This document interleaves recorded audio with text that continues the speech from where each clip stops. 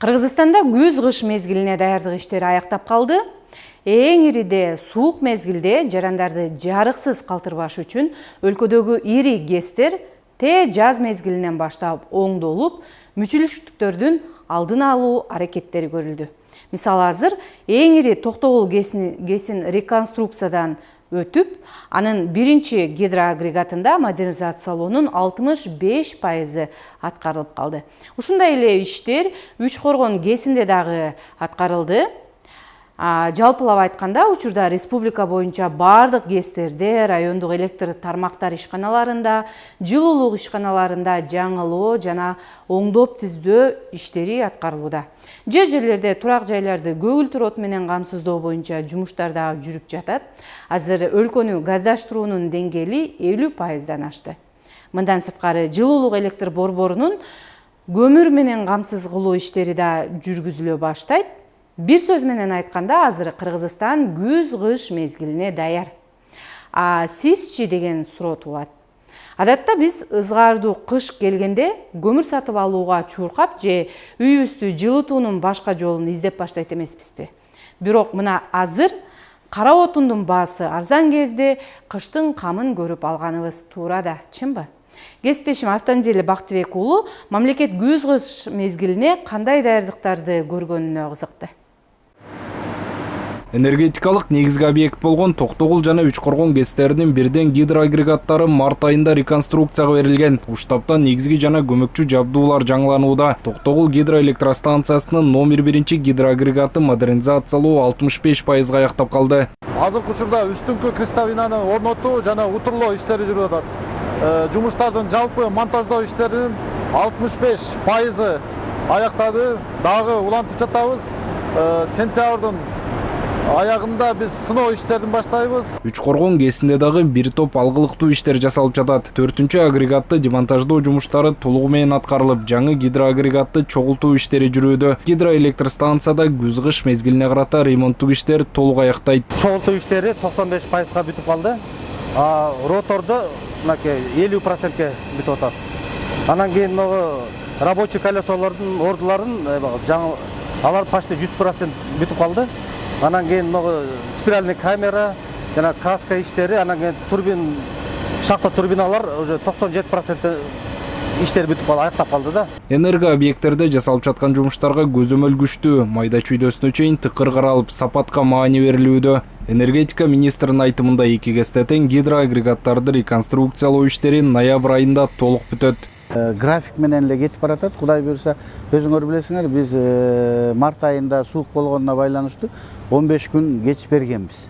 Ошого карабастан графикке мына бүгүнкү күндө өзүнүн контракт түзгөн графикти кубалап жетип, азыр ошол график менен кетип баратат. Алдыдагы күз-кыш мезгилине ГЭСтер менен катар Бишкек жылуулук электр борбору кызуу даярдык көрүүдө. Борбор каланы жылуулук жана электр энергиясы менен үзгүлтүксүз камсыздоо үчүн жепте турбиналык агрегаттар капиталдык оңдоодон өтүп, номер 3 жана 4 энергия блоктордо оңдоо иштери жүрүп жатат. Ага 200дөн ашык жумушчу тартылган.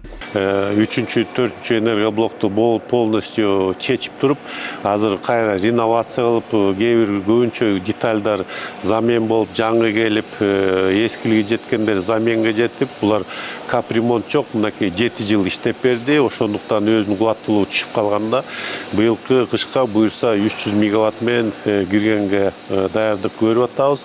Ошону менен эски оборудованиене кошкондо кыштын катуу мезгилинде 450 мегаватт кубаттуулукту алып барганга даярдык көрүп атабыз. Башка жылдарга салыштырмалуу жылуулук электр борборуна быйыл көмүр эрте келе баштады. Бир апта мурун алгачкы партиясы жеткирилген.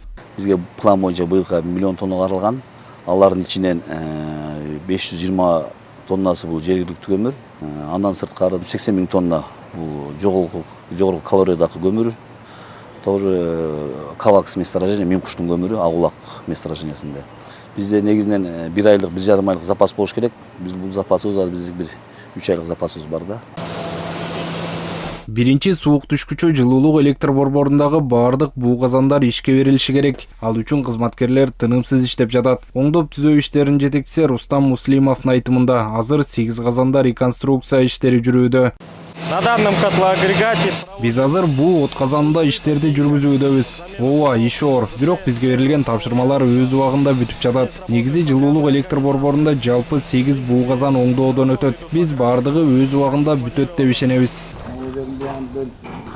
Калкты жаратылыш газы менен камсыздоо уланууда. Жыл башынан бери өлкөнү газдаштыруунун деңгээли 40%га жетти. 2016 жылдан бери Кыргызстанда 1250 чакырымдык газ бөлүштүрүүчү түйүндөр курулуп, 270 миң киши жашаган 53 калктуу конуш газга кошулду. Бул багыттагы иштер тынымсыз уланууда. Новопокровка деген Чүй областындагы айылда газ түтүктөрдү куруу жумуштары башталды. Андан тышкары Бишкек шаарынын Ак Босого деген жаңы коңушуна газ түтүктөрү курула баштайт. Бирок эми 2 эле пункт болгону менен алардын саны да чоң, чакырымдары да көп болот. 250 чакырым газ түтүктөрү курулат.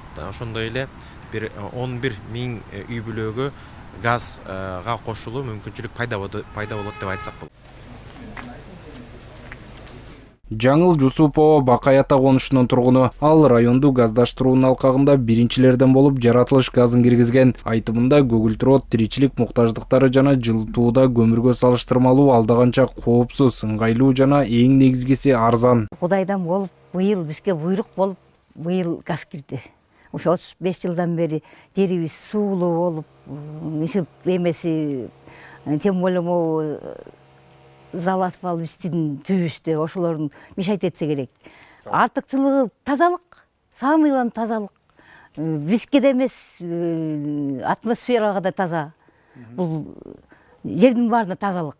Үйүбүзгө да таза, элибизге да жерибизге да таза болот. Газпром Кыргызстан компаниясынын маалыматы боюнча бул конушта 1000ден ашык абонент катталса, анын 500дөн ашыгы гана газга кошулган. Калааны газдаштыруунун алкагында газ менен жылыткан каражаттарды коюу үчүн жарандарга жеңилдетилген насыя дагы берилүүдө. Каалоочулар Айыл банк менен Элдик банктан 150 миң сомго чейинки насыяны баштапкы төлөмсүз ала алышат. Газ отказандарын алганга мурун газдаштырууга алган кредиттерди кайра каржылоого беребиз.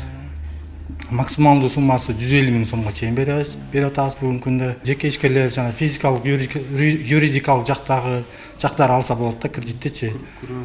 Күрөө боюнча айта кетсек, бул кредит эч кандай күрөө кабыл алынбайт. Талап кылбайбыз да.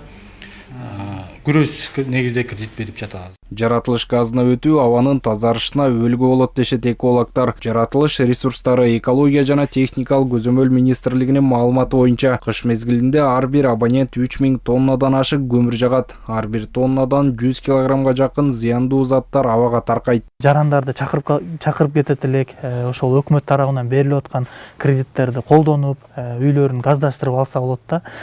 Биздин маалымат боюнча бүгүнкү күндө жалпы жаңы конуштары боюнча 19346 абонент үйүнө неме киргизди, газды киргизип, ошол эле учурда немени от казандарды киргизди да, жылытууну киргизди, башкача айткандачы. Муну менен бүгүнкү күндө мына азыркы убакта, себеп дегенде азыркы убакыт деген эмне себеп? Күн сайын кошулуп атат бизге газдаштыруучу. Мен акыркы маалыматтарды айтып атам. Бүгүнкү күндө 58 миң тонна көмүрдү жагуу бүгүнкү күндө чектелет да. Азыркы биздин маалыматтар мененчи. Тиешелүү кызматтар даярдык иштерин көрүүдө. Адистер жарандарды дагы ызгар суукту күтпөстөн кыштын камын азыртадан көрө берүүгө чакырат. Себеби баалар арзан, жеткиликтүү кезде отун көмүрдү даярдап алуу ашыкча болбойт.